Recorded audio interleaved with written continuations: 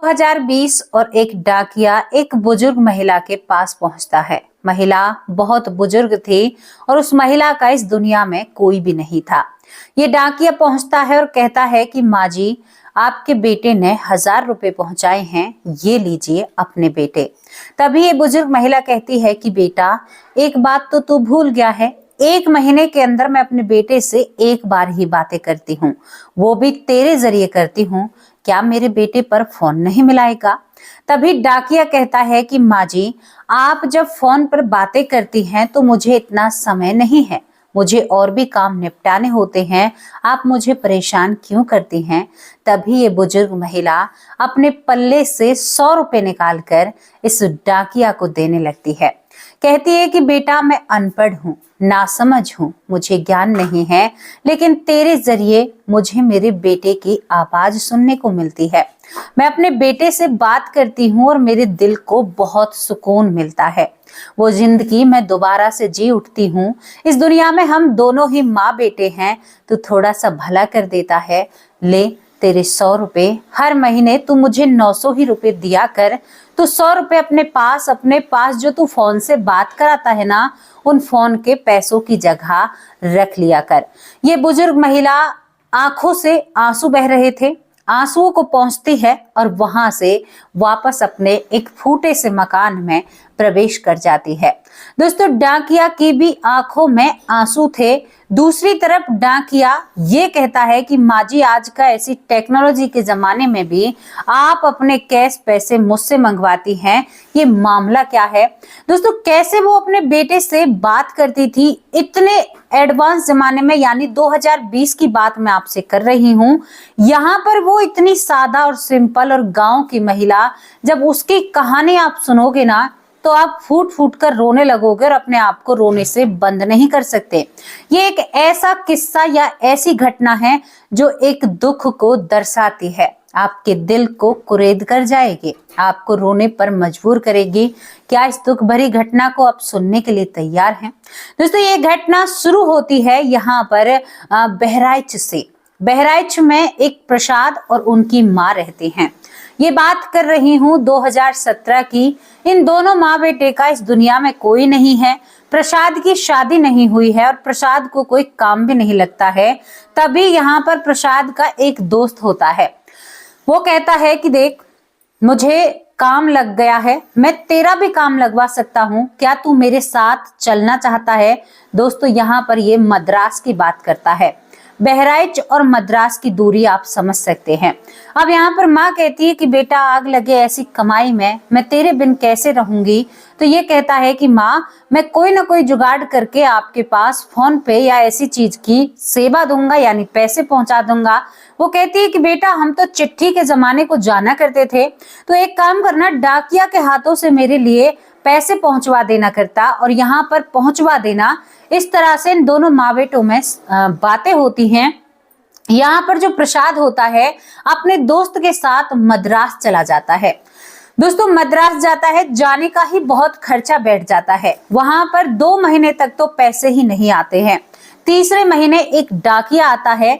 डाकिया का नाम यहाँ पर प्रवेश होता है, राम प्रवेश। राम प्रवेश जब आता है तो वो अपनी घंटी बजाता है। डाकिया भी अपनी साइकिल से ही काम करता है और कहता है कि यहाँ पर क्या प्रसाद की माजी रहती हैं? भागकर वो अपनी जो धोवती होती है, साड़ी या धोवती उसे कहते हैं, अपनी कमर में कस के एक बुजुर्ग महिला ने करती है और कहती है कि हाँ बेटा, प्रसाद की माँ है, क्या बात है? तो वो कहते हैं कि माँ जी, आपके 1000 रुपए आए हैं, आपके बेटे प्रसाद ने पहुंचाए हैं। ये बड़ी प्रसन्न होती है, उन 1000 रुपयों को माथे से लगाती है और भगवान को बार बार प्रणाम करती है कि प्रभु, अब हमारे घर का गुजारा होगा। लेकिन बेटे को दूसरे ही पल याद करके इसकी आंखें नम हो जाती हैं। दोस्तों, धीरे धीरे वक्त निकलता है। प्रसाद अपनी माँ से करीबन 1 साल में मिलने के लिए आया था। अब की बार जब अपनी माँ से मिलने के लिए आया था तो ये सन चल रहा था 2019, यानी दिसंबर। इसके बाद ये 2019 खत्म होने वाला था और 2020 चलने वाला था। ये कहता है कि माँ, मैं अब यानी कई साल में आऊंगा, मतलब मेरा काम ऐसा है कि मुझे वहां पर ज्यादा रुकना होगा, तो आप देख लेना और मैं आपके लिए पैसे बरोबर पहुंचाऊंगा। कभी कभी ये अपनी माँ के नाम चिट्ठी जो लिखता था उसमें चिट्ठी भी लिखा करता था, क्योंकि इसकी माँ को चिट्ठी का बहुत शौक था। चिट्ठी औरों से भी पढ़वाती है, शायद भगवान ही ऐसा कुछ करवा रहा था। दोस्तों इसके बाद यहाँ पर ये दोबारा से यानी दोबारा या तिबारा कई बार आ जाता है, चला जाता है और मद्रास पहुंच जाता है। तभी आपको पता होगा उस समय कोरोना काल चलता है। कोरोना ऐसा चलता है कि पहले कर्फ्यू लगता है, कई बार यहाँ पर लॉकडाउन लगता है, देश की परिस्थिति आपको पता होती है। एक दुर्भाग्यवश यहाँ पर लोग एक दूसरे से डर रहे थे, लेकिन राम प्रवेश जो डाकिया था अपना कार्य बखूबी कर रहा था। डाकिया आज भी हैं। अब दोस्तों यहाँ पर कोरोना जब चलता है तो अब तक जो 1000 रुपए चिट्ठी में आ रहे थे, अब उस 1000 रुपए की जगह अब की बार यानी अप्रैल के महीने में वो एक खत आता है।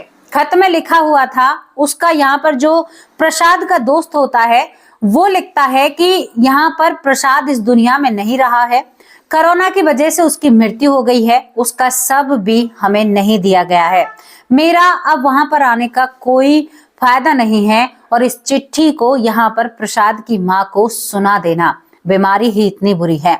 लेकिन इस चिट्ठी को पढ़कर जो राम प्रवेश डाकिया होता है उसकी आंखें भर आती हैं। वो क्योंकि बार बार कई साल से वहां पर जा रहा था, वो यहाँ पर प्रसाद की माँ की परिस्थिति को जानता था, क्योंकि प्रसाद की जो माँ थी वो केवल इन्हीं 1000 रुपयों पर आधारित थी, या उसे थोड़ी बहुत पेंशन मिल जाया करती थी, वरना ये 1000 रुपए उसके खाने का प्रबंध करते हैं। अब यहाँ पर राम प्रवेश कई दिन तक इस खत को अपने पास रखकर सोचता है, उसकी आंखें भर आती हैं और यहाँ पर राम प्रवेश को अपनी माँ याद आती है। राम प्रवेश की माँ भी इसी तरह की थी बहुत ही, क्योंकि जब भी राम प्रवेश इस प्रसाद की माँ को देखा करता था तो इसे अपनी माँ याद आया करती थी। और यहाँ पर जो राम प्रवेश है वो फोन के जरिए प्रसाद से बात कराया करता था उसकी माँ के। ये 2-3 दिन सोचता है और दोस्तों यहाँ पर ये सोचता है कि 1000 रुपए कोई बड़ी रकम नहीं है, अगर ये पैसे मैं अदा करूं। दूसरे ही पल इसके मन में विचार आते हैं, कहीं मैं पाप तो नहीं करूंगा, कहीं एक माँ को मैं ठेस तो नहीं पहुंचाऊंगा। लेकिन ये अपना कैड़ा जी कर उस मरने की चिट्ठी को एक तरफ रखता है और दोस्तों यहाँ पर एक ऐसा ही पूरा पैसे 1000 रुपए रखकर जिस तरह से जो काम चल रहा था उसी को चलाता है। कांपते हुए हाथों से जो राम प्रवेश होता है ये चिट्ठी लेकर यानी वो पैसे लेकर यहाँ पर पहुंचता है बहराइच यानी प्रसाद के घर पर। इसके हाथ कांप रहे थे, लेकिन माँ का उसी तरह से उस कच्चे से मकान से निकलना होता है और कहती है, आ गया बेटा तू, अब मेरा बेटा घने ही दिन में आएगा, बहुत अच्छा हुआ, मुझे पैसों की बहुत सख्त जरूरत थी। तभी दूसरे पल जो राम प्रवेश होता है सोचता है कि काम तो मैंने अच्छा किया है, माँ जी को पैसों की जरूरत थी। दोस्तों दूसरी तरफ जो राम प्रवेश डाकिया था उसे पता था कि मैं वहां पर जाऊंगा तो माँ मुझसे फोन पर बात करने की जिद करेगी, प्रसाद से किससे बात कराऊंगा। तभी वो अपने एक दोस्त को कहता है कि आज दिन के वक्त मैं तेरे पास फोन करूंगा, एक बुजुर्ग महिला तुझसे बात करेगी तो तुझे उसका बेटा बनकर बात करनी है। दोस्तों ये पूरा मामला सेट कर देता है और इसके बाद जब यहाँ पर पैसे लेन देन हो जाते हैं तभी यहाँ पर प्रसाद की माँ कहती है घूमते हुए अटखली सी नजर से कि बेटा तो एक बात भूल रहा है। वो कहता है कि माँ मैं क्या बात भूल रहा हूँ। तभी ये बुजुर्ग महिला जिसकी खाल भी सुकड़ चुकी थी, मेरे लाडेश्वर तू भी मेरे लिए प्रसाद जैसा ही है, लेकिन मेरे प्रसाद से मेरी बात करा देना, मुझे उससे बातें करनी है। तभी इस डाकिया की आंखों में आंसू आ जाते हैं, क्योंकि डाक का काम बहुत कम है लेकिन इसी घर में बहुत ज्यादा चल रहा था एक ना पढ़ने के तरीके से। दोस्तों यहाँ पर जो राम प्रवेश डाकिया होता है वो अपनी आंखों के आंसू पहुंचता है और उसी व्यक्ति के पास फोन मिलाता है जिस दोस्त से कहकर गया था, जो फोन का ही काम करता है, जिसकी दुकान होती है, और कहता है कि ये लोग, क्योंकि बेचारी पढ़ी लिखी नहीं थी, उसे क्या पता नंबर कौन सा है। दोस्तों यहाँ पर जब प्रसाद को फोन मिलाया जाता है तो वो उससे बात करती है, कहती है लाडेश्वर बहुत दिन हो गए हैं, मेरे प्यारे बेटे कब आएगा अपनी माँ से मिलने के लिए। तो ये पहले ही समझा चुका था, क्योंकि इसको बिना समझे ही इनके घर के हालात पता थे। तभी यहाँ पर जो बहुत सारी बातें करने लगती है तो सामने वाला ज्यादा जवाब नहीं दे सकता। तो यहाँ पर राम प्रवेश कहता है कि माँ जी, फोन के पैसे लगते हैं। अब माँ जी को क्या पता कि ये फोन बिना पैसों के भी एक बार रिचार्ज करवा लीजिए और उसके बाद आप अनलिमिटेड बातें कीजिए। अब यहाँ पर राम प्रवेश उस फोन को लेते हुए कहता है कि हाँ जी माँ, बहुत बात हो गई, अब अगली बार बात कराऊंगा, मुझे और भी काम है, आप जैसी माएं और इंतजार कर रहे होंगे। इस तरह से, इस बहाने से उस फोन को लेता है। लेकिन आज ये माँ थोड़ी सी बेचैन लग रही थी।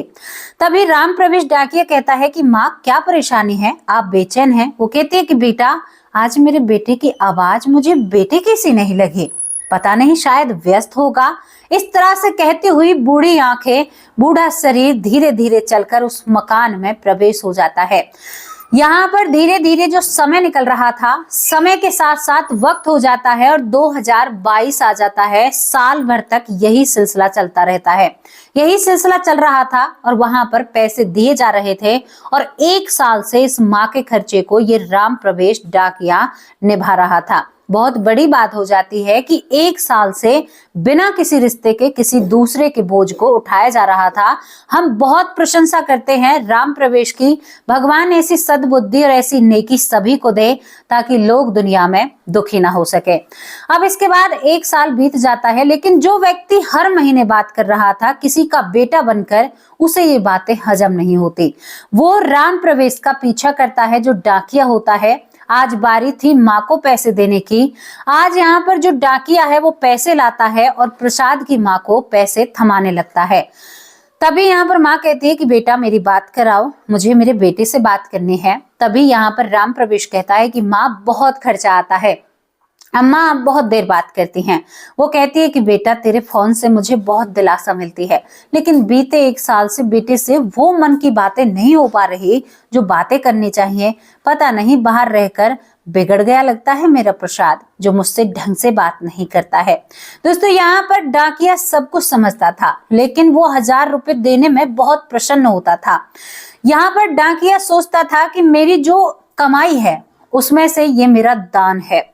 अब यहाँ पर ये जो प्रसाद की माँ है फोन पर बातें करती हैं। बातें करने के बाद फोन पर बड़ी प्रसन्न होती हैं कि मेरा बेटा मुझसे बातें कर रहा है। लेकिन दूसरी तरफ जो व्यक्ति इसका प्रसाद बेटा बनकर बात कर रहा था, वो यहाँ पर डाकिया का पीछा करता है। अब जैसे ही अपनी जो सवारी है उसको मोड़ता है, अब तक यहाँ पर राम प्रवेश ने एक मोटरसाइकिल ले ली थी और उससे जैसे ही इस गांव से बाहर निकलता है, सामने वो फोन वाला व्यक्ति खड़ा हो जाता है। वो कहता है कि देख राम प्रवेश, तू किसी को धोखा तो नहीं दे रहा, तू किसी के साथ गलत तो नहीं कर रहा। वो कहता है कि क्या हुआ, तुम यहाँ पर कैसे? ये कहता है कि मैं 1 साल से काम कर रहा हूँ, कभी कभी ये 200-300 रुपए भी ले लिया करता था बात करने के। यहाँ पर ये कहता है कि तू ऐसी काम क्यों करता है, किससे बात कराता है, कोई झमेला है क्या? तुमने उसके बेटे के साथ कुछ किया है जो तू ये फर्ज निभा रहा है या क्या कर रहा है, ये क्या मामला है? तभी राम प्रवेश कहता है कि ना पूछो तो ही अच्छा है, लेकिन आज ये व्यक्ति जो प्रसाद बनकर बात करता है जिद पड़ जाता है। नहीं, ऐसे कैसे पीछा छोड़ दूंगा, मुझे तो सारी बातें जाननी है। तभी यहाँ पर राम प्रवेश कहता है कि यार क्या बताऊं, इसका बेटा कोरोना से इस दुनिया से चला गया है, उसका खत मेरे पास रखा हुआ है। अगर मैं इसको वो खत दिखाऊं तो शायद ये माँ, ये बुजुर्ग माँ 2 दिन भी नहीं बचेगी।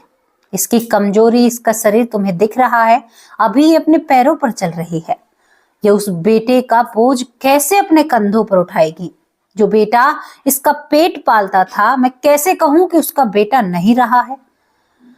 ये तो बहुत बुरी बात हो जाएगी। जब पूरी कहानी यहाँ पर राम प्रवेश डाकिया उस व्यक्ति को सुनाता है जो फोन वाला था, वो व्यक्ति कांपने लगता है, टुसक टुसक कर रोने लगता है कि तेरे अच्छे कर्म में मैं पाप का भागी हो गया रे।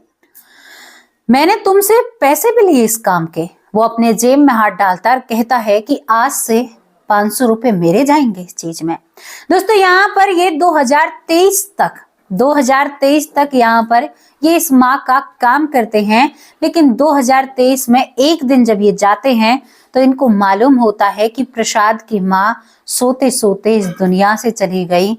ये धक्का लगता है और ये दोनों जने प्रसाद की भूमिका निभाते हैं और उसका अंतिम संस्कार करते हैं और उस चिट्ठी को उसकी चिता में रखते हैं और कहते हैं कि माँ, अगर हमसे कोई गलती हुई हो तो हमें क्षमा कर देना, लेकिन हमारे मन में यही बातें आई और हमने इसी तरह से आपकी सेवा करनी चाहिए। और वो चिट्ठी उसके चरणों में रखकर वहां पर नम आंखों से, बहुत सारे आंसू होते हैं, जब ये खबर गांव वालों को पता चलती है तो गांव वालों की भी आंखों से आंसू निकल आते हैं। ना ही तो उस बुजुर्ग महिला ने किसी से पानी तक मांगा, ना ही उस बुजुर्ग महिला ने किसी से ये कहा कि मैं दुखी हूँ, परेशान हूँ। भगवान की माया देखिए, वो महिला सोती सोती इस दुनिया से चली जाती है और इस कहानी का यहाँ पर अंत हो जाता है। कहानी ऐसी है, सच्ची है, लेकिन एक सीख देकर गई है। यहाँ पर उन लोगों को पुण्य की बात पीछे है, लेकिन एक माँ, जो माँ चलते चलते चली गई, वरना वो खाट में किडर जाती, क्योंकि बेटे का गम वो सहन नहीं कर पाते और वो भोजन नहीं खा पाते। आप बताइए, जो डाकिया राम प्रवेश है, दोस्तों यहाँ पर बहुत सारे लोग कहेंगे कि भाई इस जमाने में फोन का लेन देन बहुत ज्यादा है, ये सारी चीजें आपको लोगों को पता है 2020 में और अब में बहुत फर्क है। मैं आपको बता देना चाहती हूँ कि उस वक्त यहाँ पर प्रसाद की माँ बिल्कुल भी पढ़ी लिखी नहीं थी। वो इसी तरह से उन पैसों को प्राप्त करती थी और ये एक जरिया था पैसे आने जाने का, या एक माँ के उसका, लेकिन उसका बेटा भी नहीं रहता है, वो माँ भी नहीं रहती है, वो घर खंडर हो जाता है। ये दुनिया इसी तरह से चल रही है। जो आ रहे हैं उन्हें जाना भी होगा, मृत्यु लोक है, आना जाना लगा रहेगा। मेरी खिड़की तेरी खिड़की जैसे द्वार बने हैं, साथ ही घर तो हमें बसाना होगा, लेकिन आना जाना तो हमें आना जाना ही होगा। जो आया है वो जाएगा, वो कभी भी हमेशा के लिए यहाँ पर नहीं रह सकता। इतनी बड़ी बड़ी इमारतें हैं, इतने बड़े बड़े महल हैं, आप उन्हें ही देखकर समझ जाइए। महाभारत काल के वो निशान आज भी नजर आते हैं, लेकिन आप सोचिए कहीं कोई है? बड़े बड़े धुरंधर, इतने बड़े बड़े युद्ध जिन लोगों ने किया, विश्व युद्ध जैसा उन लोगों ने युद्ध किया जो महाभारत काल का युद्ध था, जब वो ही नहीं रहे तो हम तो तुच्छ प्राणी हैं, हम कैसे यहाँ पर रह सकते हैं। लेकिन ये घटना बहुत कुछ सिखा कर जाती है। आपके मौन होने में भी कहीं ना कहीं एक समझदारी है। आपका थोड़ा सा करने में उस बुजुर्ग महिला के 2 साल कट गए। अगर उसे उसी दिन पता चल जाता तो उसके साथ क्या होता? शायद कहीं रोड के किनारे उसे भी भीख मांगनी पड़ती। दोस्तों यहाँ पर डाकिया के बारे में जितनी मैं प्रशंसा करूं उतनी ही कम है। उसके बाद 1 साल तक उस फोन वाले ने, यानी जो बेटा बनकर बात करता है प्रसाद, उसकी भी प्रशंसा, क्योंकि सच जानने के बाद वो अपने हाव भाव और अपना रवैया बदल लेता है और वो भी यहाँ पर डाकिया की मदद करता है। कैसी लगी आप लोगों को स्टोरी? अपनी राय कमेंट बॉक्स में जरूर लिखकर भेजना। लेकिन इस स्टोरी से बहुत कुछ सीखने को मिलता है। अपना अच्छा व्यवहार रखिए, अच्छा लोगों के प्रति मान सम्मान रखिए, भगवान हमेशा आपको देते हैं। डाकिया यहाँ तक कहते हैं कि जब से मैंने उस माँ की मदद करनी शुरू करी थी, मेरी दिन दुगनी रात चौगनी होने लगी थी। मुझे किसी भी चीज की कोई कमी नहीं रही थी। मैं साइकिल से मोटरसाइकिल पर आ चुका था। मैं इसी को बहुत बड़ा प्रसाद मानता हूँ। तो कैसी लगी आप लोगों को स्टोरी? अपनी राय कमेंट बॉक्स में जरूर लिखकर भेजना। प्रवेश भाई कैसे हो? मोनिका सिंह कैसी हो? प्यारी बहन शकुंतला देवी मेरी प्यारी बहन कैसे हो आप? डॉक्टर रंजीत मिश्रा बहुत अच्छे भाई हैं, बहुत अच्छे कमेंट करते हैं। सीमा अरोड़ा दिल्ली से बहुत प्यारी बहन है। आशा गुप्ता बहन कैसी हो? किरण शर्मा बहुत बहुत धन्यवाद। सुमन बहन बहुत अच्छी बहन है। पुष्पा पांडे बहुत बहुत धन्यवाद। यशवंती माँ आप कैसे हो? डॉक्टर सुरेश सोनी मेरे बहुत अच्छे भाई हैं। अंजलि बहन कैसी हो? राजा राम भाई बहुत अच्छे भाई हैं। लक्ष्य भाई बहुत अच्छे भाई हैं। मंजू चौधरी बहुत अच्छी बहन है। अर्चना दुबे कैसी हो मेरी प्यारी बहन? रमन भाई बहुत अच्छे भाई हैं। सिकंदर सिंह भाई कैसे हो? हरदीप कौर बहुत बहुत धन्यवाद। यहाँ पर बबली जांगरा बहन कहाँ पर हो आप नजर नहीं आ रही हैं और आपका कोई कमेंट भी मुझे नहीं दिख रहा है। आप ठीक तो है ना? घर पर सब ठीक है? बबली मेरी प्यारी बहन मुझे जरूर अपने बारे में इत्तला करना। ममता वर्षनी बहुत बहुत धन्यवाद। भूप सिंह बहुत अच्छे भाई हैं। कृष्णा आचार्य बहुत बहुत धन्यवाद। मंजू चौधरी कैसी हो प्यारी बहन? अनीता बहन कैसी हो? बबीता सिंह दिल्ली से बहुत अच्छी बहन है। सीमा बहन लखनऊ से बहुत अच्छी बहन है। ऐश्वर्या माँ कैसे हो? शिवशंकर भाई कैसे हो? रामायण कुशवा बहुत अच्छे भाई हैं। रत्ना राव बहुत बहुत धन्यवाद। पीहू हैला बहुत अच्छी बहन है। नीलेश बहुत अच्छे भाई हैं। प्रीति जहां बहुत बहुत धन्यवाद। नीलेश विश्वकर्मा बहुत अच्छे भाई हैं। जसवीर सिंह बहुत बहुत धन्यवाद। खुशी बहन कैसी हो? दुर्गा बहन बहुत अच्छी बहन है। नीतीश कुमार बहुत बहुत धन्यवाद। महेंद्र पांचाल बहुत अच्छे भाई हैं। माया बहन आप कैसी हो? सुरेंद्र कुमार भाई कैसे हो? केवी ज्यादा राजकोट बहुत बहुत धन्यवाद। सुनील सैनी बहुत अच्छे भाई हैं। यश कुमार बहुत बहुत धन्यवाद। किरण वालिया बहुत अच्छी बहन है। हनी राव बहुत बहुत धन्यवाद। आशा गुप्ता कैसी हो प्यारी बहन। कविता शर्मा बहुत बहुत धन्यवाद। गायत्री बहन कैसे हो। रेखा सरपंच बहुत अच्छे कमेंट करती हैं। नारायण स्वरूप बहुत बहुत धन्यवाद। हीरा कुमारी मेरी प्यारी बहन है। अनिल व्यास बहुत अच्छे भाई हैं। सुरेंद्र पाल कौर बहुत बहुत धन्यवाद, बहुत अच्छी बहन है मेरी। पुष्पा पांडे बहुत बहुत धन्यवाद। अनिल साक्या भाई फरीदाबाद से मुझे देखते हैं। मीनाक्षी बहन कैसी हो। यहाँ पर ललिता माँ हरियाणा से हैं। गोपी दुबे बहुत बहुत धन्यवाद। योग माया शाह बहुत अच्छी बहन है। श्रद्धा शर्मा कैसी हो प्यारी बहन। बिटिका बॉस बहुत बहुत धन्यवाद। अभिजीत शर्मा बहुत बहुत धन्यवाद। रूपेश श्रीवास्तव बहुत बहुत धन्यवाद। ज्योति श्रीवास्तव मेरी प्यारी माँ, वो भी नजर कम आती हैं। सीता शर्मा प्यारी बहन कैसे हो आप। सीता यादव माँ बीमार हैं, पता नहीं उनको क्या हालत है, वो नहीं बताती हैं।